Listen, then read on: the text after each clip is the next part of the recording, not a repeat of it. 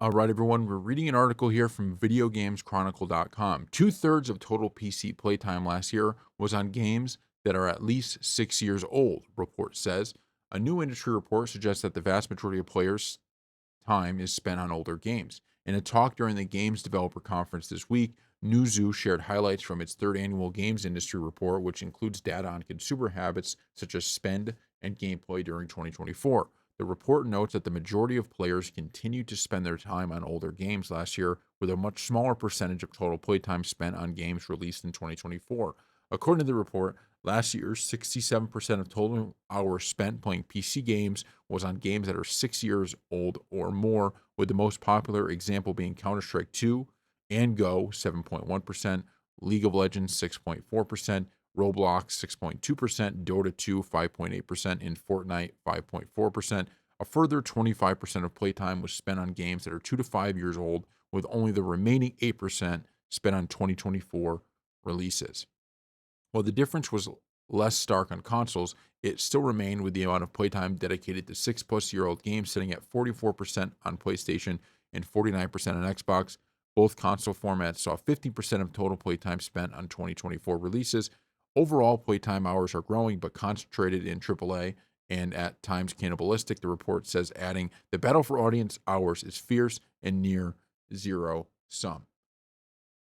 So I'll be honest, I've been kind of pushing this kind of theory for quite some time now of, it's funny because how kind of progression works in technology or any of this stuff, it seems like it goes to one side of the spectrum and then bounces all the way back to the other, right? So first you want really big screens, really big screens, really big screens, really big screens, then you get really small screens again. You want big phones, big phones, big phones, or small phones, small phones, small phones, then big phones, then back to small phones.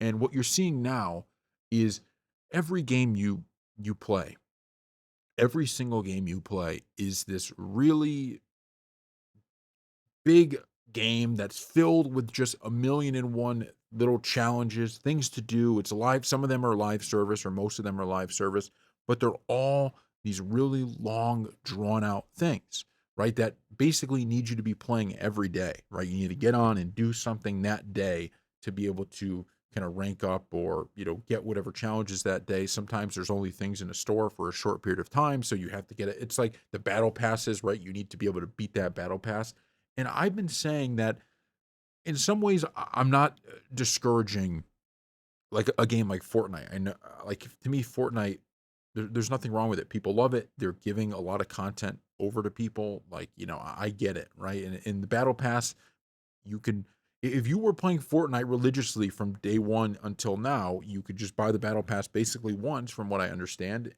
and you could continue to buy the battle pass every time if you got through it every time.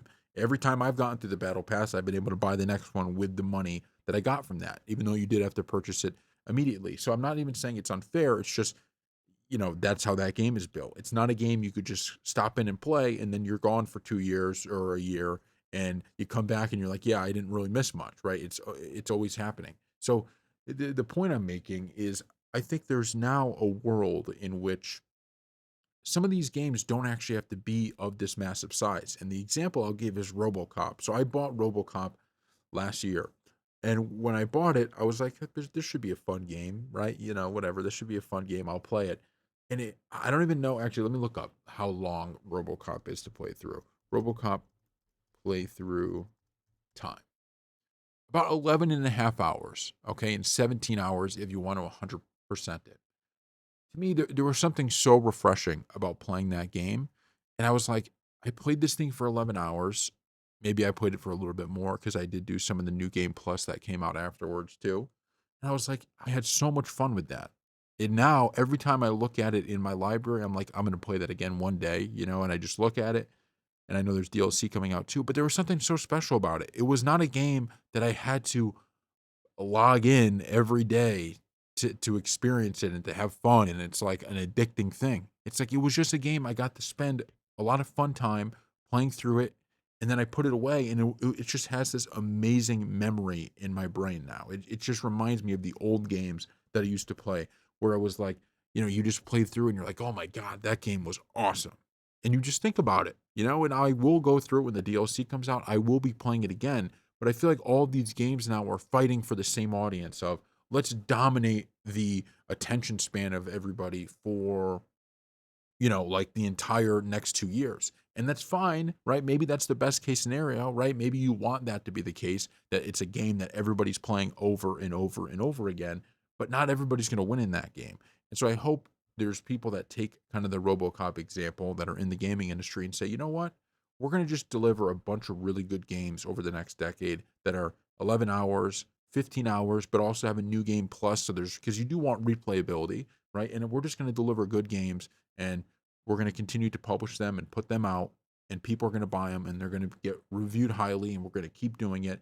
And I think that would be something that was very popular. It would be to me, because it is frustrating. I mean, I love Call of Duty, right? But the fact that there's all these battle passes, all these things you can get, there's all these different tiers, all these things, and you're just sitting there like, what happened to when I could just rank up and then I prestige, I rank up, then I prestige, and I don't constantly have to feel like if I'm not playing the game on this day, I'm missing out on something, because it's impossible. It's impossible to sink your time into something like a Marvel Rivals, a Fortnite, and a Call of Duty all at the same time and be able to get all of the stuff that they're offering. You have to pick that game and just choose to play it if you want to get everything that it has to offer, which I don't know. I understand that these games are really good and I love playing them, but there's something about those old style, like I said, the RoboCop 11 hours of fun, and then you're good.